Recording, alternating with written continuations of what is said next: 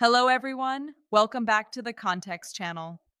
Look, I want you to stop whatever you're doing for a second, because a handshake next week in Delhi isn't just a photo op. It could actually be the single biggest geopolitical headache the West has faced all year. Point. We are talking about President Vladimir Putin's visit to India on December 4th and 5th. This is not normal business. This is a defiant statement. This is a power move. And I'm going to break down exactly what India is risking, what Russia is gaining, and why the S-400 missile system is a massive show to Washington. I'm Emily, your host, and if you care about the shifting sands of global power, who's allied with who's getting the best weapons, and who's secretly undermining sanctions, you are in the right place. Point. Give this video a quick thumbs up if you agree. This story isn't getting the coverage it deserves. The sources we've analyzed today, and trust me, I've been poring over reports from multiple sources, all confirm one thing. This is a strategic partnership that is hardening under pressure. Point. It's a masterclass in walking a geopolitical tightrope. We need to understand the agenda, the controversies, and the ultimate stakes. Let's start with the hard facts. First, let's look at the schedule, because the timing tells you everything. The Russian president is slated to visit India on December 4th and 5th, 2025. That's next week. It's a short visit, but packed with action. Here's where it gets interesting. This visit is laser-focused on defense. India is Russia's oldest, most critical arms buyer. And before Putin even steps off the plane, the defense ministers are meeting. The Hindu reported that India's defense minister is sitting down with his Russian counterpart on the very same day Putin arrives, December 4th. Point. This is battlefield preparation, folks. They are clearing the paperwork for the president. The biggest item on the table? You guessed it. The S-400 missile system. This system, for those who don't know, is Russia's premier air defense. India bought it, the US absolutely hated it, and Western pressure has been immense. Point.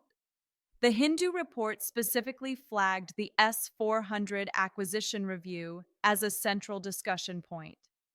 For India, it's a non-negotiable security asset against its rivals. For Russia, it's the ultimate proof that the world's major economies are still lining up to buy their best kit. Sanctions be darned. Expert panels have been meeting in Delhi for weeks to discuss deeper defense ties beyond the missiles. We're talking joint manufacturing, spares, and next-generation tech. This isn't just a transaction, it's a commitment. But here is the most crucial detail, the thing that screams power move louder than anything else. Russia is actively moving to ratify a key military pact right now, just days before the visit. Why the rush? Because Moscow wants to present India with a done deal. Point. They want to solidify this partnership, make it a legal reality, before any last-minute diplomatic bombs drop from Washington trying to scuttle the agreements. It's making the relationship sanctions-proof and irreversible. Okay, so defense is the handshake, but Russian oil and the war in Ukraine, these are the two elephants crushing the furniture in the room. Let's talk about oil first. India has become a top customer for deeply discounted Russian oil since the sanctions hit. This is pure, cold national interest. Cheap energy keeps India's economy moving and its consumers happy. It's a pragmatic win. But the tightrope is getting thinner. Prime Minister Modi has to go into this meeting and ensure he can keep buying that oil without completely cutting off his access to Western technology and investment. He needs both sides, and that balancing act is insane. Then there's the Ukraine war. This is where the old friendship is truly tested. India has maintained this position of strategic autonomy, abstaining from votes condemning Russia and always calling for dialogue. That position, while politically neutral for India, is interpreted by Moscow as tacit approval and by the West as frustrating cowardice. I don't expect Putin to spend much time discussing a peace deal. He wants continued political cover. He wants assurance that India will continue buying what he's selling: weapons, energy, and the narrative that Russia is a victim. Modi, on the other hand, has to subtly push back on the war's global impact, especially the crippling effects on fertilizer and food supply. This whole segment of the talk is pure transactional theater. Russia needs India's market and its political shield in the UN. India needs Russia's guaranteed arms and energy supply. It's a 50-year-old friendship that is currently fueled by mutual convenience, driven entirely by the benefit of defying US-led global financial pressure. So, zoom out with me for a second. Why does this visit, right now in late 2025, matter more than any previous one? Because this visit is the clearest assertion yet of the multipolar world versus the old block system. India is drawing a hard line. It believes the world shouldn't be dictated by one or two superpowers. By hosting Putin, a leader actively sanctioned and largely isolated by the West, India is saying with zero ambiguity, we are a global power and we choose our partners based on our national interest, not your approval. It's a powerful statement of sovereignty. And here's the strategic layer that always gets forgotten: China. China is the unspoken reason this relationship must endure. India needs Russian arms, like the S-400, to counter China on its northern border.